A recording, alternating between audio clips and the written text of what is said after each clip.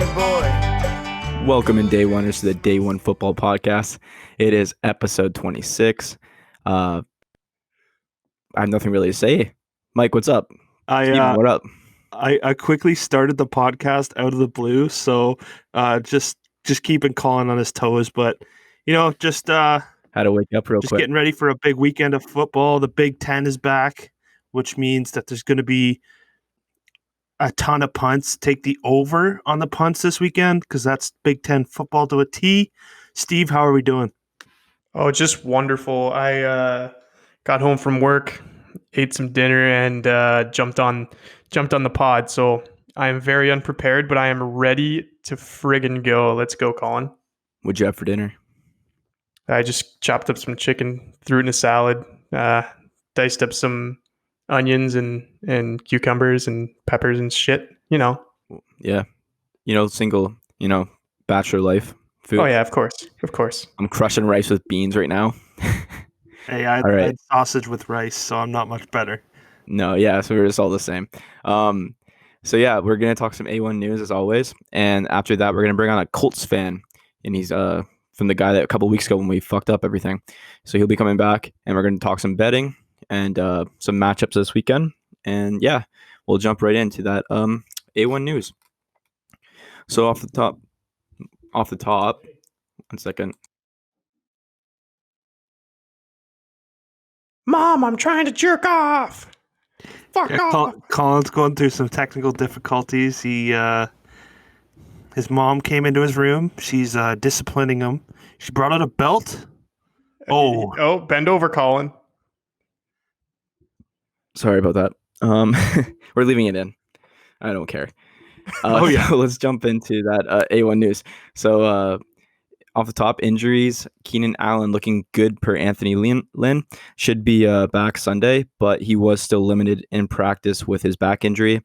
Mike, any thoughts on Keenan Allen? Good news that he's looking good. Back injuries are always a little iffy. Back spasms in particular. I think that's great news, and that's really all I got. Steve, you got anything else? No, it's just monitor it. It's a little too early to tell until probably tomorrow's practice report. And if he stays limited throughout the week, expect him to play. He's one of those guys that is very injury prone, but when he's limited, he's usually good to go. Colin? Yeah, I agree. I think if he's playing, you're going to start him because him and Herbert have that connection you could just see early on. So, I mean, Herbert will love to come back. That'll be big for him. So we'll move on to another Chargers player, Austin Eckler. He is looking bad with that hamstring injury. They're saying later rather than sooner at this point. He was projected to come back week 9, I believe. And I think it's going to be pushed back a few more weeks as he was put on IR last week, if I'm not mistaken. So, yeah, Eckler is going to be on there for a little longer. Probably maybe come back by fantasy playoffs. But, yeah, it's not looking good so far. Mike, what do you think about Eckler? I think that's probably the good decision. It's probably good for them to bring him back later rather than sooner. They have two backs in Justin Jackson and Josh Kelly.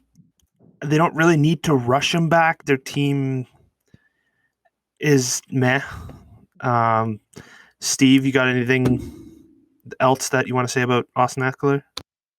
No, I think you pretty much covered it. The team definitely needs him. He is an offensive threat out there, but they're not a great team right now. They're not winning games, and I don't think him being back is really going to help out too much.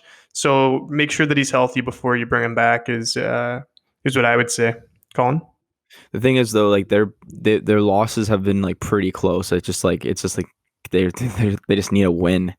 But Herbert's been keeping him in there. He's looked great. That team looks really good still. Just they haven't got the right bounces when it comes to like late in the game. But we can move on. So the next one on the list is Deontay Johnson practicing in full today in preparation for Week 7's matchup against the Titans. Just a quick thought before that. This has been like a recurrent thing, I feel like. Like this guy's been suiting up and just kind of getting injured like right away for the most part. So I would be worried and weary of starting him. But Mike, what's your thoughts on that? About the same. There's not much to say. It's good that he's practicing. I believe, was he going through concussion protocol? Yep. From what I can remember. So that's definitely a good thing. Something you can't really help. But Steve, what are you thinking here? Yeah, to be honest, he's supposed to be back. It's going to be a tough call. He's actually one of the guys that I'm looking at in DraftKings this week if he's healthy. So stay tuned. Colin? Yeah, so we'll move on to the limited players now. Off the top, we have Michael Thomas with his ankle and hamstring injury.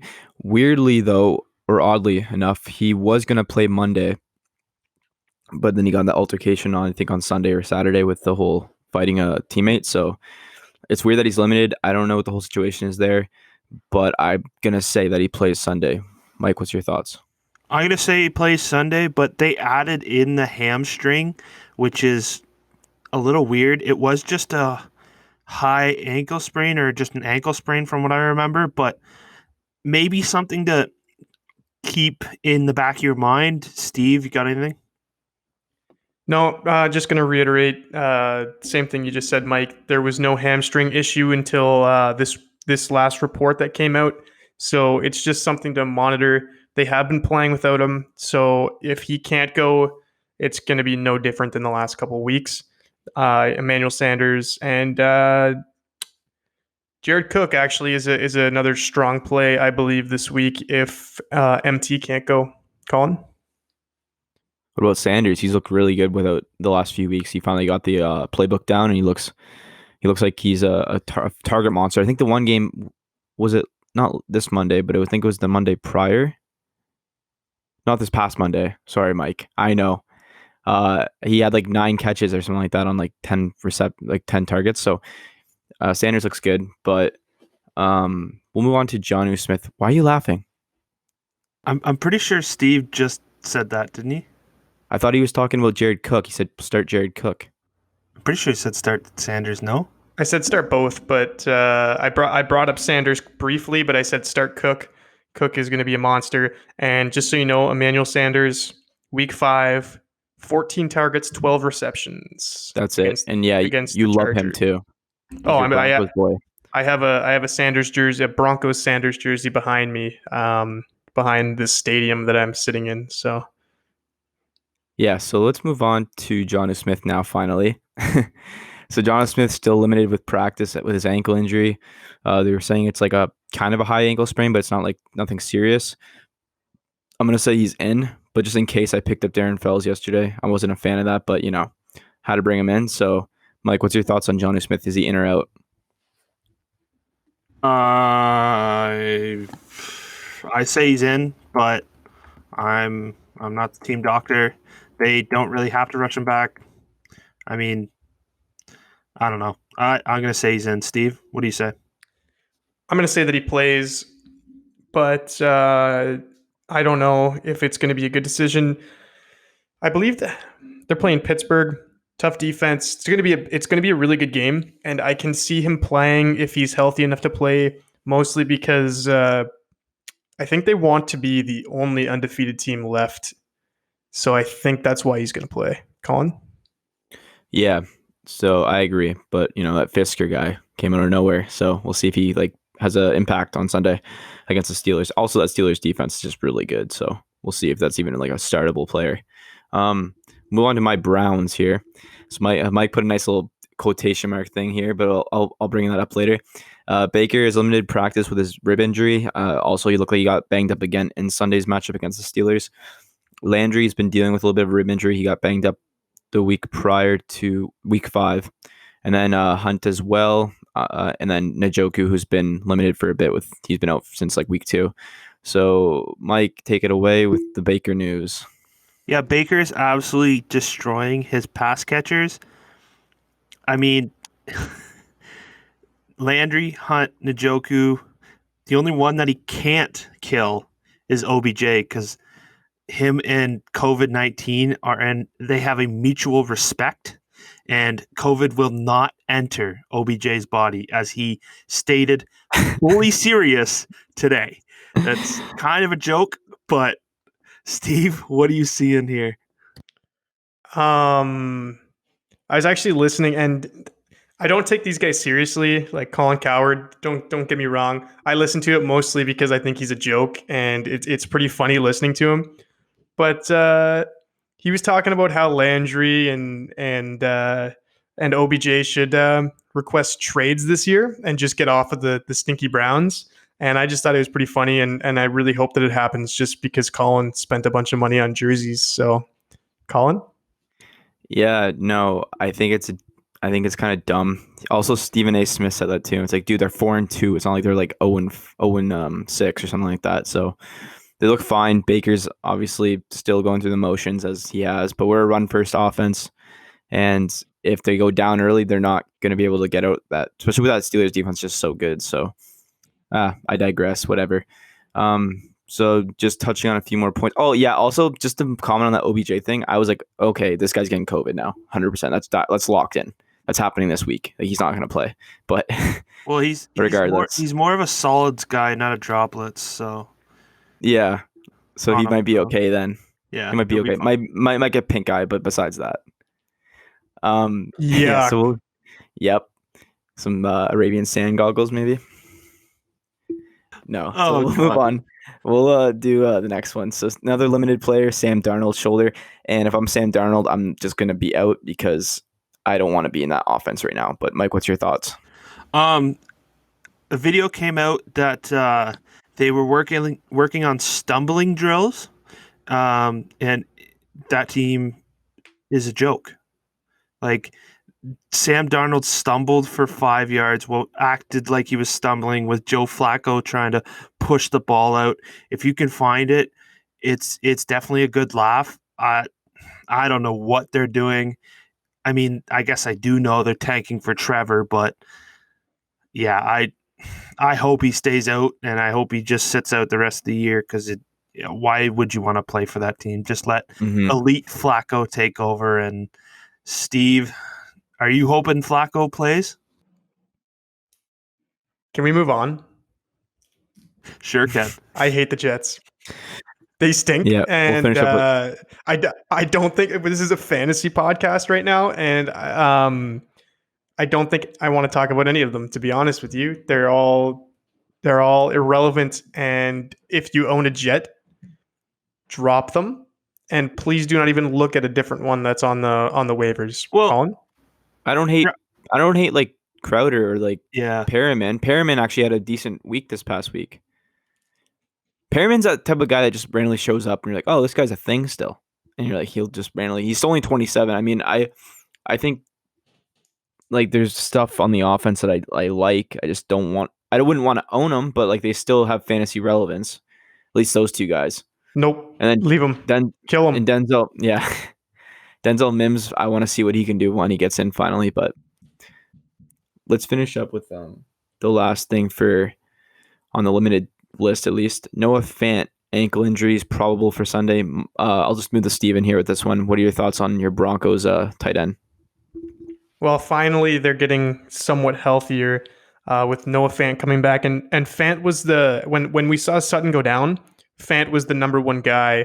I know Tim Patrick has looked really good in the last couple games, but the first game after Sutton went down, Noah Fant was the number one receiver on the offense. We also saw Albert O shine a little bit last game. He had 5 targets in the first half, and we know that Locke loves throwing to the tight end right now because he has 2 dominant tight ends. So I'm hoping he can get in, and I feel like they just beat the Patriots, and they're gonna win against Kansas City this week. So Noah Fant, I'm saying 10 targets, 7 receptions, 80 yards, and a touchdown. Noah Fant. Mike? I'm good to move on. You said everything, so we can go into the not practicing. So with only 2 guys, but the number one to watch for is Julio Jones. He had a great week this past Sunday, but he's not practicing at the moment. I think it's more just a maintenance thing, in my opinion, because if you saw the video, I don't know if anyone saw the video, but he has a video of him joking about limping off the field on Sunday, and then he just like started walking normally after he's limping off a guy. So it's pretty funny, but I think he's fine. I think he'll still be in Sunday, but I think it's more a maintenance thing. Mike, what's your thought? I agree. I think he'll be fine for Sunday. I mean, he's still up there in age. They're gonna keep him fresh, hopefully, and able to play. Steve? Yeah, I agree. He'll be out there, no doubt. Colin? Yeah, last one, John Brown. I think it's concussion, right? If I believe, I think that's what it was, the issue with him. But he's not practicing. I don't think he'll be in Sunday. I think he'll miss. And I think Gabriel Davis might have a little bit of uptick in that regard because he's looked good when John Brown wasn't in as the number 2 option. So if that's the case, I think maybe take a flyer on Gabriel Davis. He's a good young rookie receiver, and he's shown that Allen can trust him a bit. He's actually had some decent fantasy relevance for a couple of those weeks. He had a couple touchdown weeks. So yeah, definitely if you need a guy as maybe a flex option to pivot, I wouldn't mind Gabriel Davis. Mike? Yeah, you said it. I'm good. Steve? Just to correct both you fools, John Brown is dealing with a knee injury, not a concussion. Okay. I knew he had a concussion earlier. I thought maybe it was just coming back.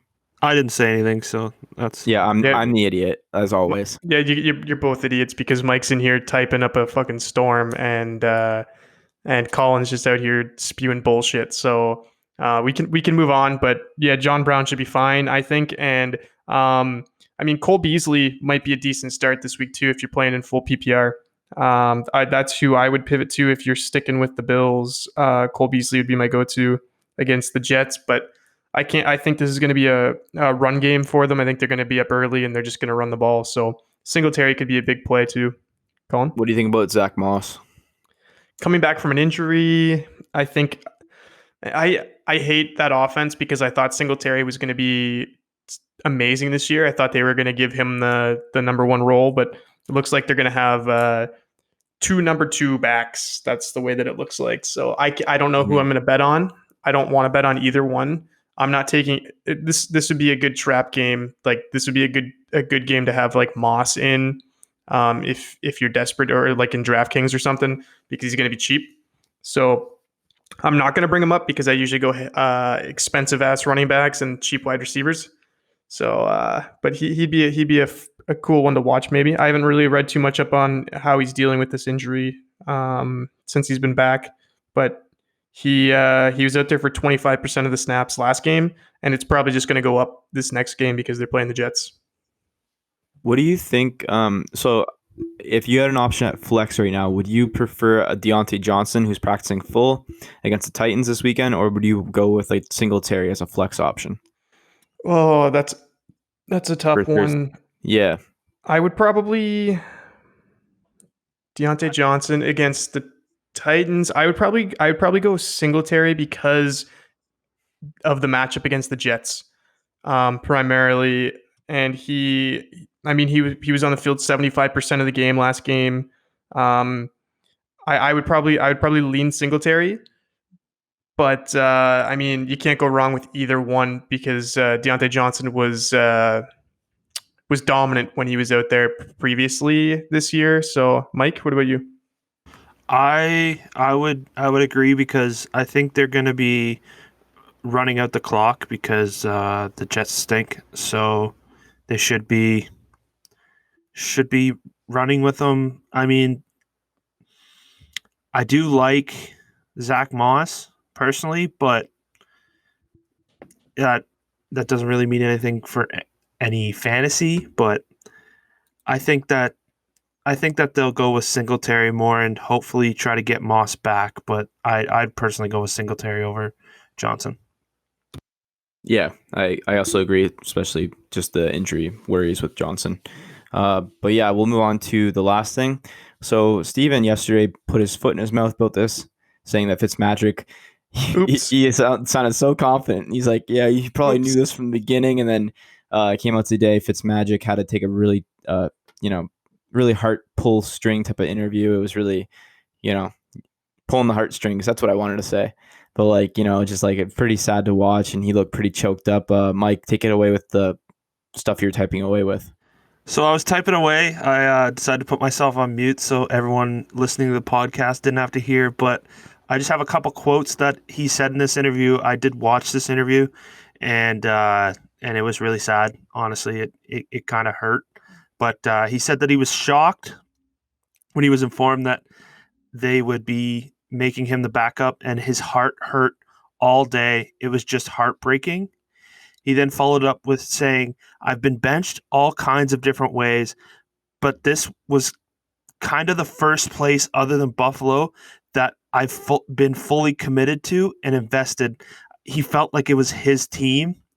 He said he basically got fired and that his day to day consisted of Zoom meetings with the guy who fired me and sitting in a room with the guy who replaced me. Now, I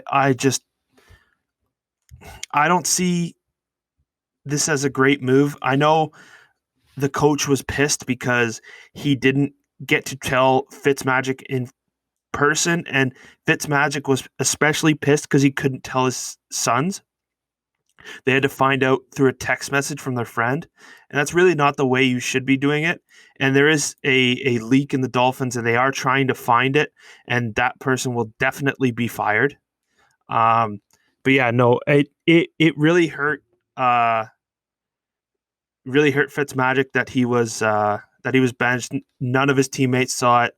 They all found out through social media, and Brian Flores was just absolutely livid about it. Steve, what are you seeing with this situation since you messed it up yesterday? Just before, I'd like to apologize to all our fans out there. I made a mistake, and I'm very sorry about that. But honestly, the way that it came out, it did sound like this was planned. And you know what? This was probably planned by the team. It's just, I mean, the way that Fitz was on the field the last game when Tua was out there, it just looked like it was planned. And now we know that the Dolphins are a terrible franchise, and that's just not what you do. Like, your team is on a 2-game win streak. I believe they beat the 49ers. They had 2 blowout wins. They beat the 49ers and then the Jets, I believe. Yeah, so regardless, they were going to beat the Jets. The Jets stink, but you beat the 49ers, who are a dominant team, and Fitzmagic led you in that game to the win, and then he helped you win against the Jets. And now you're going to bench, like, you get benched because you play badly or you play poorly, and this would be terrible. Like, this would be awful. You're winning games and you're getting benched. So I disagree with what the Dolphins are doing. I think he should get another shot, but I don't know. It's terrible news, Colin. Yeah, I totally agree. I think I still didn't think it was the right call at this point because, like we said yesterday on the show, you're like maybe 2 games away from him throwing 6 picks in a game, and that's when it's like, all right, you go sit this one out, buddy. It's 2 at a time. But yeah, definitely for it to leak this early and then for everything to happen the way it did, I think he's heartbroken, obviously, and maybe he is actually really annoyed with the Dolphins as a franchise. So maybe he gets traded. I heard I think Mike was talking about Dallas yesterday. So yeah, crazy. I would love for him to get traded and get a chance to play somewhere else. The only issue is with that is that I don't know who their third quarterback would be, whether they'd sign a guy off someone's practice squad, maybe Josh Rosen reunion. No, but actually, I don't know. I think that as bad as this is to say, he will get over it, but it's definitely going to hurt for the next couple weeks. But I honestly, for my fantasy team's sake, I hope he gets traded. But for the Dolphins' sake, I think he should stay there. Steve, are you? What are you thinking with this trading Fitzmagic? Unless he requests a trade, he'll be there because he's a dominant backup still in the league, and as you saw, he could still be a starter for some teams. I think you're right with the Cowboys. Maybe they're going to let Dalton play out another week and see how that goes before they make a move. But I can't see them going for Fitzmagic right away. I think maybe in the next 2 weeks you'll see it. But unless he requests a trade out, I can't see why the Dolphins would just let him go, because if Tua gets hurt, Tua is injury prone, or if Tua if Tua just starts throwing interceptions like no tomorrow, and they wanna throw Fitzpatrick back in the game, like he's still a dominant player. I don't know why you would trade him unless you get either really good value or he requests a trade. Colin? Did you know he went to Harvard? Yes. Joke. Yep. So yeah, I feel bad for him. I think if he went to the Cowboys and how bad that division is, and they win that division, and he gets into playoffs. Imagine playoffs Fitz, a starting Fitzmagic in the playoffs. That'd be wild. Be electric. But yeah, that's all I really got to say. I feel kind of bad for the guy. I think he didn't deserve that yet. And maybe not. Maybe he could have played the whole year. I mean, Tua, you don't have to rush Tua. I feel like this is kind of rushed and forced, as I said yesterday, and now it's kind of blowing up in their face because they decided to leak information, and now it's like cheating on your side, bitch. And then all of a sudden it's like, oh no, like they found out, because guess what? Now Tua is in for good, and now it's all messy. So yeah, messy relationship, a little toxicness. Maybe we'll see what happens. I think Fitz is a good guy. I think he's professional, and he'll bounce back. But all right, let's close off this A1 news, and we're going to bring the Colts fan on next. So by next time you hear, it'll be a nice little transition into a Colts fan being with us, and we're going to talk some Colts. Just to check it all out. All the cool cats from the alley seem to rally back out. But my heart, my mind, my liver has had quite enough. Almost scared of brain. Yeah, hit me like a freight train. And we're back, and now we have the Colts fan, Brandon Pope Ferguson, with us, and he's going to give us a nice little what's on the DL with the Colts on their bye week. How are you doing today, Brandon? I'm doing good. How are you boys all doing? Bears at 5-1, so I'm doing good. It's good. Broncos beat the Patriots, so I'm feeling good. Yeah, that was a game of soccer, though. I don't know if anyone cared about that. McMahon is 30 points in fantasy. That was unreal. So yeah, let's jump into it. So we had Brandon on a couple of weeks ago. I don't know why I'm calling you Brandon. We had Pope on a couple of weeks ago, and the audio got all screwed up. So we had a really good interview, and now since the Colts are on bye, we're gonna bring it up again. So Brandon, how do you feel about the Colts almost losing to the Bengals? That was a nerve-wracking first half, and it's hard to really blame Rivers too. That's the worst part. He's normally been the apex of them. But they came back strong, so I don't think it's anything to worry about. The Doyle fumble was pathetic and cost them, and then Burrow just played good. He looks like a very competent quarterback, so I don't take too much to it. They still won the game. I don't think you can really slander Doyle. It's going to hurt Steven's feelings. What do you guys have? Taking his job. Yeah, he is. Mike or Steven, you have any questions for Pope? Yeah, I'm not going to mess this up this time. Rodrigo Blankenship. I believe he is the leading scorer in the league. It might have changed, but he at least was. How are you loving the hot rod? We lost Vinatieri kind of last year. We knew he was done, but it's always nervous having a brand new kicker come in, and it's just nice that one's been good enough to pass. I think he's missed one that I can remember. He's just been consistent, and that's all you can ask from a brand new guy coming in. Yeah, definitely. Steve, you got one? Yeah. How are you feeling about? So I see that they're 4-2 so far this year, with Tennessee at 5-0. How do you feel about the chances of winning the division? Winning the division, I don't really like, because Tennessee just looks so good right now. I think they do have a chance at a wild card spot. It's going to be coming down to Pittsburgh Browns and them. I don't know. I think it's looking good for them to at least have a chance at the wild card. So I don't think the division's really in sight with how Tennessee's playing, but we'll see.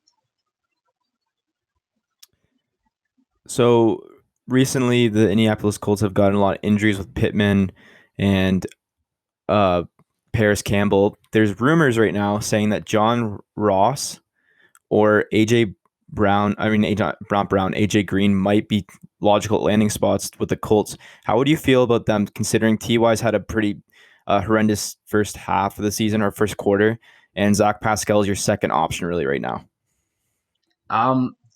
First, Ty has looked better the last few games. I know if you look at his fantasy production last week, it was abysmal, but that's a really terrible stat for how much he should have had. He had a touchdown called back. He had like two 20-yard plays called back.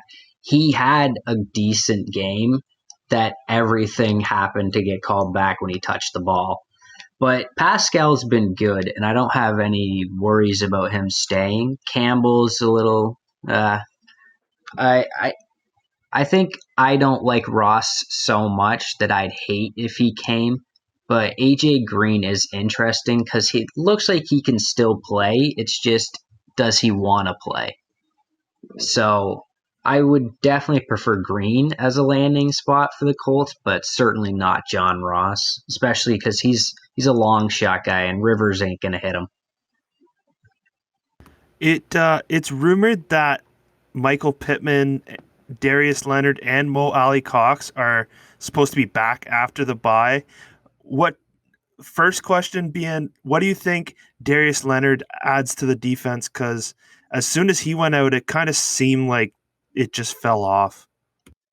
I 100% agree. The game Leonard went out, they actually looked fine without him. And Okariki's a really good linebacker too, so it all helps. But when he was missing those two games, it was so noticeable, especially against the Browns, even though I still think Rivers lost them that game.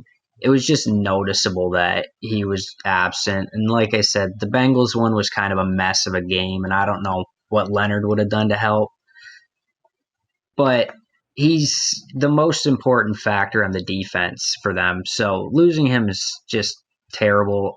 I do expect him to be back after the bye. And with Pittman Jr., you don't know what he's going to do. He's still a rookie. It's hard to tell. And with Mo Ali Cox, I think that Burton and Doyle kind of showed that they can go on without him. He's not incredibly important. And I don't know how much he's going to stay, especially because Reich seems to love Trey Burton. I don't know why, but he loves him. Steve? Yeah, so I'm just looking at Philip Rivers' stats so far this year, and he has the yards. He's looking good, but it seems that this year and last year he's having a little bit of an interception problem, and he seems to be throwing the ball a lot so far this year. Even though the Colts were primarily a run-first team previous years, do you think Philip Rivers has a chance of being replaced by Jacoby Brissett again this year? I do think there's a chance because even what those interception stats don't show is he had like 3 picks or 4 picks he's thrown that actually got called back to save him one. So it's a huge problem, especially because Rivers doesn't mind if it's in your own half. He'll still throw the pick. With Brissett, he was so much safer with the ball, and if turnovers are going to start costing them games, I 100% would be on the Brissett train. I'm already kind of on the Brissett train, but it would have to be a move that's done if he keeps doing it. Just going off quarterbacks as well, I think I touched on this a little bit talking to you earlier today, but with Rivers kind of being throwing picks here and there, and obviously Jacoby Brett's not their guy. Is there a chance that, with Trevor Lawrence going first overall to the Jets, most likely, that the Colts would want Sam Darnold? And would you be okay with getting Sam Darnold in Indy? I would 100% see that as a route they would take because I'm a Sam Darnold lover. I think he's a good quarterback. And I would be really happy with the Colts getting him. Like I said, I think Eason's kind of the way they're leaning right now. And it's going to definitely be a test the waters kind of thing because they already have shown they don't trust Brissett enough, considering they went and got Rivers. And Rivers isn't going to be here for more than a year, I don't think. So Jonathan Taylor, he was supposed to absolutely break out, and I mean he hasn't done bad. He's had double-digit points in almost every game except the one against Chicago, because the Bears defense seemed to just shut him down. But that's more of just a brag than anything. But what do you think's getting in the way of him being an absolute RB1, a guy you start every week kind of thing? What do you think's getting in the way? Frank Reich, I think they just they're using a 3-back committee almost. They have Wilkins, Hines, and Taylor, and it's hard to watch because Taylor looks so much better than the other two. They just don't use him enough where they are probably scared because he had fumbling issues in Wisconsin that he might turn it over if they overuse him. So it's hard to say if he has that potential upside because I don't know if they're going to switch from the 3-back committee. It just looks too reliable, and if they keep winning games, why would you switch it? Who is the offensive player to own other than JT right now? Would you take a shot on Hines because he's getting the passing work, or are you still looking at TY or Pascal? Pascal would be the one I'd look at. Ty is getting phased out right now. It just seems he's not Rivers' number one guy, and he throws to Pascal more than I think anyone on the team now. I might be wrong. Just looks that way. I wouldn't play Pascal in fantasy weeks because he's not reliable enough, but he'd definitely be a guy to have on your bench as if he does start getting more targets and Ty just fades away completely. With the Colts defense, I know you've talked a lot how they're the number one defense in the league and blah, blah, blah. They're ranked 8th right now, but they're still first for points against. With, just how their defense has shaped out this year, Blackman, I mean, that stud of a rookie at safety, and, Buckner's just been unreal. With Leonard coming back, do you think they can continue to keep that up? And do you think that could lead you into a playoff spot this year? Now, you kind of cut out. Did you ask if the defense was going to lead them to a playoff spot? Yep. Yeah, I think that's their biggest hope right now. Like I said, Rivers keeps giving it to let the defense play more. So they've done a well enough job to shut teams down. Granted, they've had a very weak schedule, and it might come around to bite them that they're just going to be underprepared when they play better teams. I don't know. But the defense is the crucial part. I thought Hooker was going to completely take Colts out of a good D this year, and Blackman's been so good. It's almost like Hooker's not gone. He's taken his spot perfectly. It's going to be tough to blame Rivers if he keeps turning it over. Or not tough, sorry. But the D has done a good enough job so far. I got to assume they keep it up. We'll see.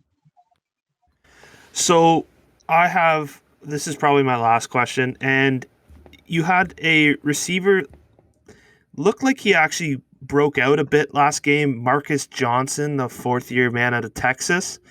He had 5 receptions for 108 yards and 8 targets. He led the team in targets.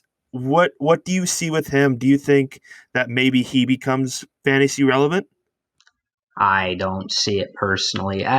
I think he was just one of those random one a game guys. He gets some touches with Pittman coming back, and I don't see him just getting used as much. I would not ever touch him in fantasy in my leagues, but if you want to take a flyer and hope he's a breakout, he very well could be. I didn't think Fulgham would come back with 2 good games, and he has, so we'll see. Awesome. That was awesome, guys. Thanks again, Pope, for coming on to talk Colts with us. We're going to start to drop a Friday episode for DFS, basically just, for betting for fantasy, like that platform. And I'll be out on Fridays. And yeah, so to close out the show, we just want to thank everyone for listening and follow us on Day One Football. on Twitter, and then Day1FF on Instagram. Subscribe, rate, and review the podcast on all the major platforms like Spotify, Apple Podcasts, Google Podcasts, and also subscribe to us on YouTube. This video will be up probably tomorrow. Mike's been killing it as always. So yeah, guys, thanks again and have a great rest of your day.